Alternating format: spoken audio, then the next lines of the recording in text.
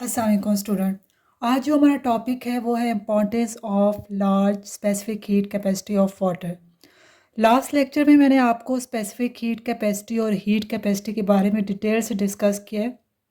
आप ये टॉपिक समझने के लिए पहले जो है वो वीडियो चेक कर लीजिएगा, specific heat capacity and heat capacity की। ठीक है, चलिए मेन टॉपिक आज का हम स्टार्ट करते हैं। मेन टॉपिक आज हमारा क्या है कि हम वाटर की स्पेसिफिक हीट के बारे में डिस्कस करेंगे। हीट कैपेसिटी ऑफ वाटर को समझने के लिए मैंने जो एग्जांपल लिया है वो सी और सॉइल की दी है। सी और सॉइल दोनों की हम जो है वो पर्सनैलिटी को डिस्कस करेंगे। कहते हैं कि सी में जो वाटर होता है उसको अगर हम हीट अप करें, ठीक है, हम कहते हैं कि उसका 1 केल्विन टेम्परेचर राइज हो या 1 डिग्री टेम्परेचर राइज हो तो उसके लिए हमें कितनी हीट देनी पड़ेगी।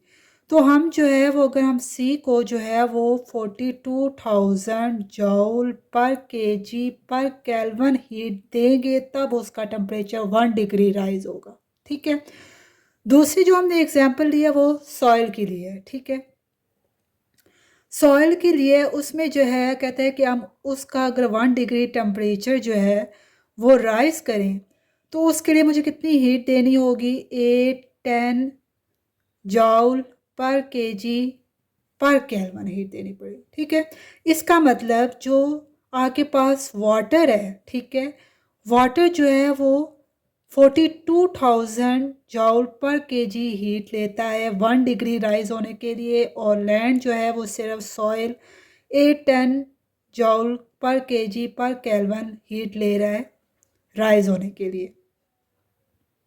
इसका मतलब आपके पास लैंड जो है अगर हम उसको हीट दें तो वो जल्दी हीट अप होती है, जबकि वाटर जो है वो उतने जल्दी हीट अप नहीं होता। उसके लिए हमें 42,000 एनर्जी देनी होगी तब वो जाके राइज होगा।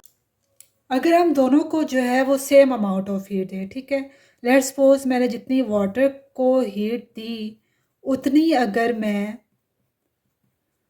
सॉइल को भी हीट दूँ, ठीक है, तो सॉइल जो है वो कितने टाइम हीट अप होगा। ठीक है, सॉइल का जो है वो टेम्परेचर 5 डिग्री राइज होगा, जबकि इस सी में जो है वाटर का जो टेम्परेचर है वो कितना राइज होगा, 1 डिग्री, अगर मैं दोनों को सेम अमाउंट ऑफ हीट दूँ। ठीक है, तो आपके पास यहाँ पे इससे ये पता चलता है कि जो लैंड है वो जल्दी गर्म हो जाती है, जबकि वाटर जो है वो इतना जल्दी गर्म नहीं होता। ठीक है, वो टाइम लेता है उसका टेम्परेचर जो है वो राइज अप होने के लिए, और जो आपके पास सॉइल है, लैंड है, वो जल्दी हीट अप हो जाती है।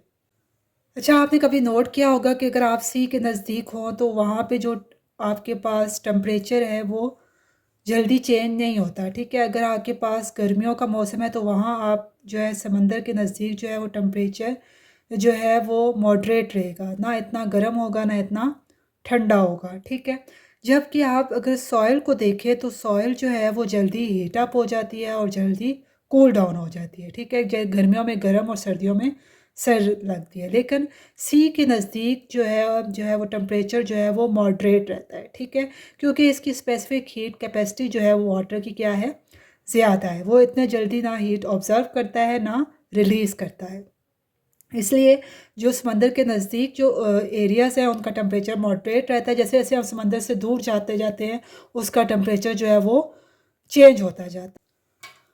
अच्छा, दूसरा हम specific heat capacity of water को जो है वो कहाँ कहाँ यूज़ कर सकते हैं।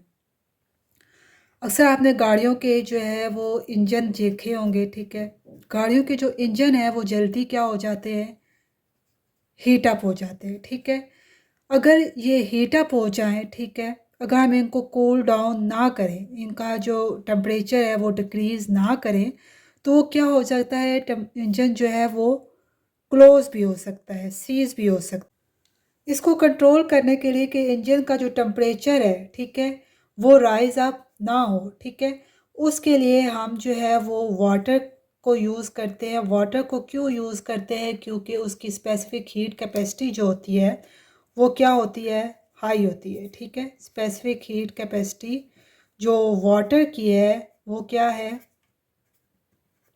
हाई है। ठीक है, वाटर की जो स्पेसिफिक हीट कैपेसिटी जो है वो हाई है, तो वो क्या करेगा, वो अगर हम इसको इंजन के गिर्द जो है वो उस वाटर को सर्कुलेट करवाएं, तो वो वाटर क्या करेगा, उसकी इंजन के अंदर जो हीट होगी, ठीक है, वो उसको एब्जॉर्ब कर लेगा। ठीक है, जब वो उस हीट को एब्जॉर्ब कर लेगा, इंजन की जो हीट है उसको एब्जॉर्ब करेगा, तो वो इंजन को क्या कर देगा, कूल डाउन करेगा। ठीक है, जिससे हमारा जो गाड़ियों का इंजन है वो हीट अप नहीं होगा। अच्छा, दूसरी जो हम एग्जांपल लेते हैं वो हम लेते हैं सेंट्रल हीटिंग सिस्टम की। ठीक है, सेंट्रल हीटिंग सिस्टम में भी हम किसका यूज़ कर रहे होते हैं, वाटर का। क्यों यूज़ कर रहे होते हैं, उसकी जो स्पेसिफिक हीट कैपेसिटी होती है वो क्या होती है, हाई होती है। ठीक है, सेंट्रल हीटिंग सिस्टम में आग के पास जो मेन पॉइंट होता है वो बॉयलर होता है। बॉयलर क्या करता है, वाटर को हीट अप करता है। ठीक है, जब वो वाटर को हीट अप करता है तो ये जो वाटर है जी हम किधर से गुजारते हैं, पाइप में से। ठीक है, पाइप से गुजरता हुआ ये किधर जाता है, रेडिएटर में जाता है। ठीक है, रेडिएटर में जब ये वाटर जो है वो पास करता है, गर्म वाटर, ठीक है, बॉयलर क्या कर रहा होता है, वाटर को हॉट कर रहा होता है। ठीक है, ये जो हॉट वाटर है ये पाइप में से गुजर के रेडिएटर में जाता है।